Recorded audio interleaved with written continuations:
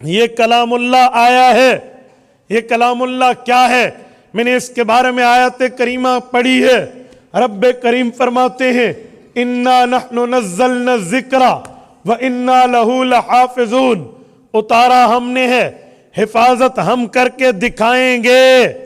जब हम ये बात कहते हैं तो कुछ लिबरल तबके के जहन में एक ख्याल आता है, वो मौलवियों के गले में फिट करके पूछते हैं, भाई इधर कहते हो हिफाजत अल्लाह ने करनी है, उधर हिफ्ज के मदरसे कायम करते हो, हिफाज की क्लासेस बिठाते हो, मुजव्विदीन बिठाते हो, हिफ्ज पर रट्टे लगवाते हो, बच्चों से सर्दियों में वुजू करवा कर सुबह शाम कुरान पढ़वा रहे हो।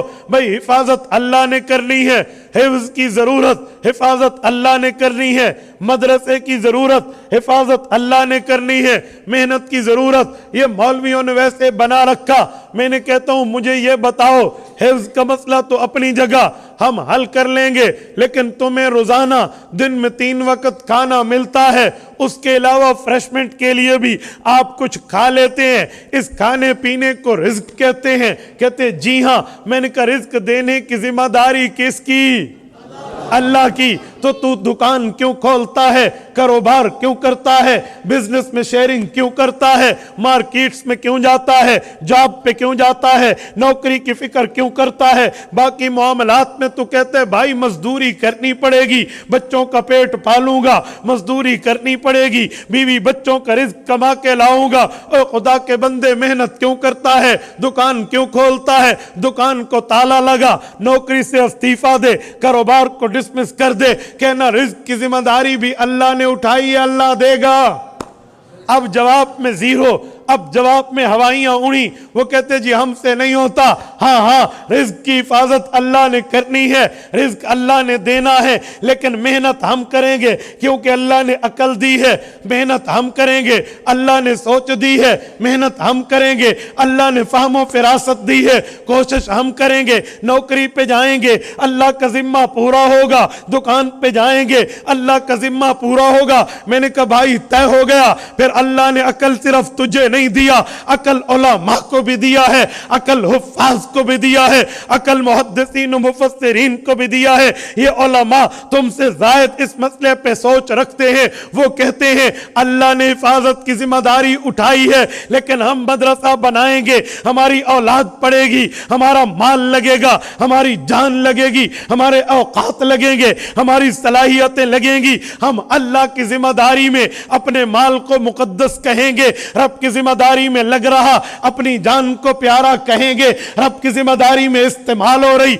अपनी औलाद को तय्यब व ताहिर कहेंगे। अल्लाह की जिम्मेदारी इसके जरिए पूरी हो रही। तो तेरा एतराज नहीं बनता भाई तूने हमें ये बात करके बात छुड़ा लेनी है, यो नहीं होगा। बात वही होगी, रिज्क की जिम्मेदारी भी अल्लाह ने ली है, हिफ्ज की जिम्मेदारी भी अल्लाह ने ली है, खाने पीने की जिम्मेदारी भी अल्लाह ने ली है, हिफाजत की जिम्मेदारी भी अल्लाह ने ली है। तो दुकान खोलेगा अल्लाह की जिम्मेदारी पूरी होगी, हाफिज साहब पढ़ाएंगे अल्लाह की जिम्मेदारी पूरी होगी। अजमत कुरान पे बात थी, मैंने कहा मैं पहले हवाले से बात ये करता हूं। ये कलामुल्लाह वो मुकद्दस वो मुअम्बर बासादत किताब है जिसको रब ने हजरत जिब्राइल के जरिए रसूल अमीन पर भेजा। और मेरे दोस्तों याद रखना, रिसालत में आपने इस कुरान करीम को खुद भी पढ़ा है, पढ़ के उम्मत को पढ़ाया है। हुजूर पाक के दौर में हुफ्फाज भी थे, हुजूर पाक के दौर में कुर्रा भी थे, हुजूर पाक के दौर में कुरान करीम याद करने वाले भी थे। उनमें एक नाम हजरत ज़ैद इब्न साबित रजी अल्लाह अन्हु का है, एक नाम उबई बिन काब का है रजी अल्लाह अन्हु। बड़े बड़े लोगों ने पैगंबर से कुरान हिफ्ज किया। एक बार हजरत उबई अल्लाह के रसूल के सामने बैठे हैं, हुजूर पाक ने फरमाया उबई कुरान करीम पढ़ो, मुझे सुनाओ। हजरत उबई थोड़े से हिचकिचाए, अर्ज करने लगे या रसूल अल्लाह मैं आप पर कुरान पढ़ूं, आपको सुनाऊं, हालांकि आप पे अल्लाह ने कुरान उतारा। फरमाया हाँ हाँ उबई, जिस अल्लाह ने उतारा वो अल्लाह फरमाते हैं उबई कुरान तुम्हें सुनाए। या रसूल अल्लाह अल्लाह सम्मानी, रब ने मेरा नाम लिया। फरमाया नाम अल्लाह सम्माक, हाँ अल्लाह ने तेरा नाम लिया। तो कलामुल्लाह तो ऐसा है। हाँ हाँ, कलामुल्लाह वो चीज है, बहुत जबरदस्त मामला है।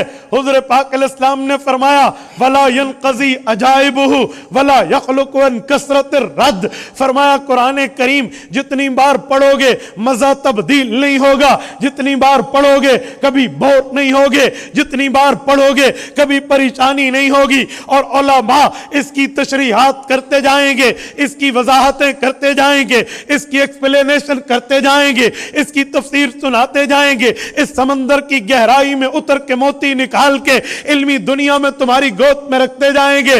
वला यनक़ज़ी अजाइबुहु, क़यामत आ जाएगी, कुरान करीम के उलूम खत्म नहीं होंगे। ये वो कुरान है। तो मेरे दोस्तों, आज 1 दर्जन से ज़ायद बच्चों ने इस कुरान करीम को अपने सीने में रखा है। मुबारकबाद के मुस्तहिक हैं वो सीने जिनमें ये कुरान करीम है।